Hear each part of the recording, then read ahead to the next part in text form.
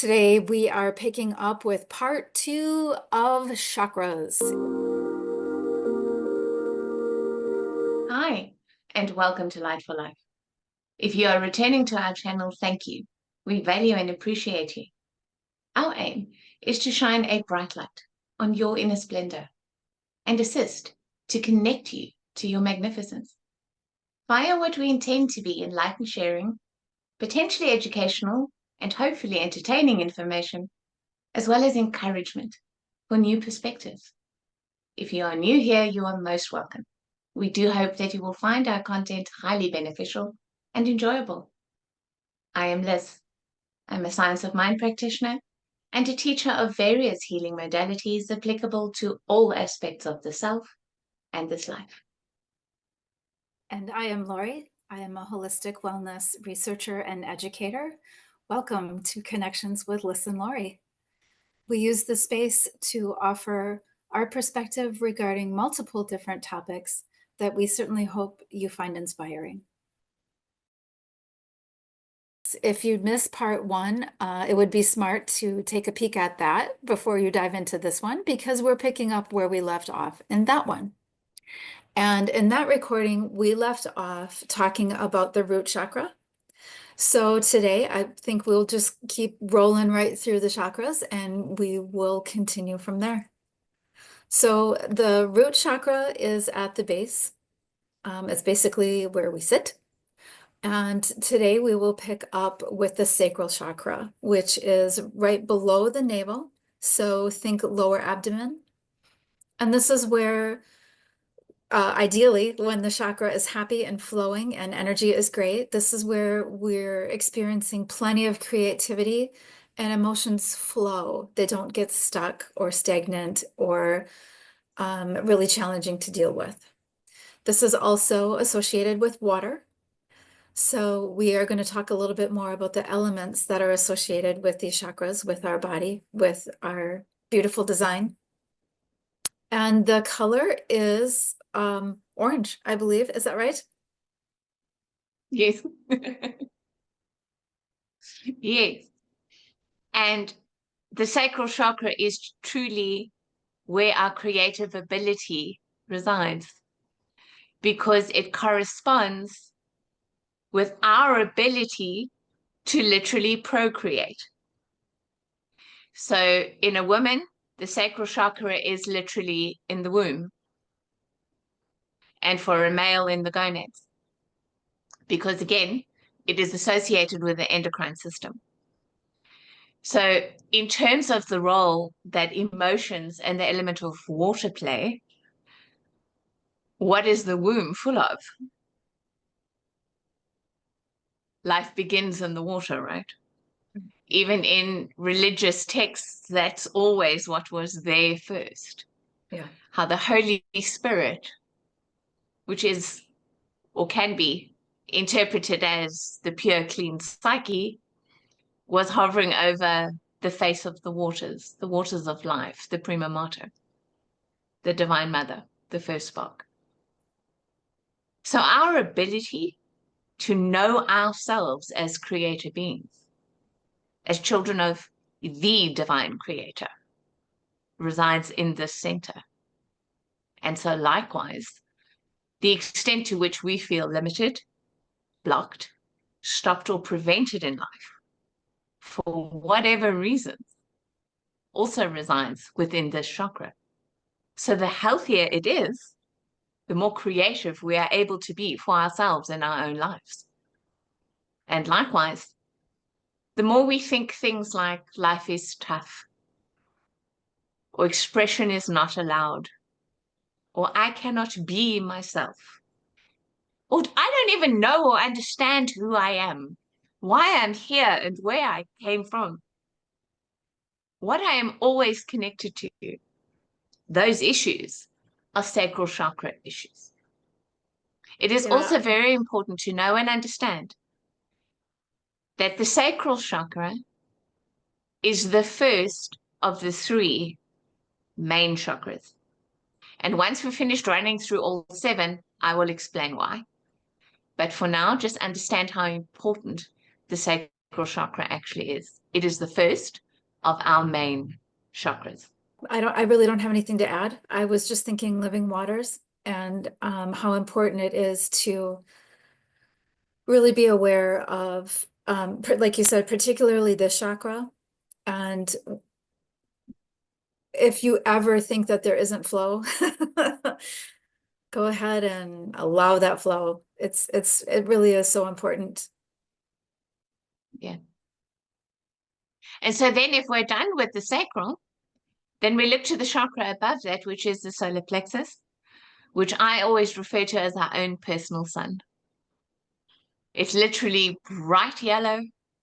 And just like the sun is what enables all of life in material manifest form, our solar plexus is the force of our life in our body. It is what enables us, gives us the power to create our lives. And so all our issues around power are held by that energy center. So have I truly embodied all my own personal power? Have I taken 100% responsibility for my own life? Or do I project? Do I blame? Am I a victim? Do I consider myself helpless? All of those issues and beliefs and thoughts and emotions will reside in and potentially block the solar plexus. It is the energy in which we're either giving our power away to things external to ourselves to then have power over us, or where we have internalized all our personal power for ourselves. And that's the thing which I mentioned earlier. The sacral chakra, our orange chakra, is literally the result of how healthy our red root and our yellow power centers are, because that is where we get the orange frequency from. So if I have safety and survival blocks and power dynamic issues, I am not going to have a healthy ability to create my own life. So I can take all the responsibility in the world, but if I'm going to feel like a powerless victim who's not safe to live my life, it's not going to help me. My sacral chakra is not going to be able to express my creative ability. So I need to heal my personal power issues, and I need to heal my safety and survival issues in order to truly come into my sovereign creatorship, which is what is held by the sacral chakra. Sacral meaning sacred. And I forgive me if I missed this part, but the solar plexus is also associated with fire. How would you associate fire with the elements as far as our divine creation that we are? How do you associate fire with the endocrine system? Well, fire does reside in the top half of the torso. That is where the fire element is. So yes, obviously the solar plexus is like fire because it's like the sun. And if you think about all the myths through all of time about how the fire of the gods was stolen, that's exactly what's being referred to, is the ability to know ourselves as creator beings. And what is that fire that we create with? It's desire, which is why we feel desire in our hearts. We talk about what our hearts long for. And to desire is to ask from the stars. Starlight are little cosmic fires. They're the seats of where we get our passion from. So yes, passion, fire, and life all resides up here with our hearts. Our hearts know the truth of who we are. And they're always trying to tell us that. Little sparks all the time. Desire, desire, desire. We want to deny it, but we will never, ever, ever stop desiring. It's our nature. As soon as we have achieved something that we desire, we're straight onto desiring the next. It's so true. Because We're we're never children of the satisfied. stars. Yes, but that doesn't have to be a bad thing, because then we'd Right. be dead. Right. And it would be It is our boring. nature. Yeah, it would be very Yeah. boring to not want to strive for something more. So let's go right into the heart chakra then, since we're talking about the heart chakra anyway. Obviously, we know it's right in the center of the chest, and it's our desires that we want to explore and pursue and bring into our lives. Obviously, it's also a place where we can feel a little wounded. Yeah. The heart chakra is beautiful grass green. The heart chakra looks like what health and well-being looks like. And the whole plant kingdom exists to connect us to that, because heart is literally earth. It's not an accident that those two words share all the same letters. What connects us to the earth is our heart center. And we are connected by that beautiful healing earth energy, the green energy of life and wellness. So when our fire energy, our desire, the true divine love in our hearts is flowing in wellness, we are truly connected to the earth. We are rooted and we are grounded via the heart. The root center, the red center, wants us to ground in things that are not true. Seek for false mechanisms that ensure our safety and security. The heart knows that we are always safe as long as we are connected to nature, connected to the earth mother. And the more we balance that heart center with our connection to her, the healthier our bodies will be. I've heard people say so many times when they are out in nature or exercising outside or doing some kind of outdoor activity, so many people say it's as though there was a weight lifted from my chest. And I just say, of course, because you are, in a sense, taking a very heavy energetic weight off of your heart when you are moving your body outside in the fresh air, likely in the sunshine, but really connecting with the frequencies that the earth provides. So you feel that elephant on your chest, maybe go for a walk outside.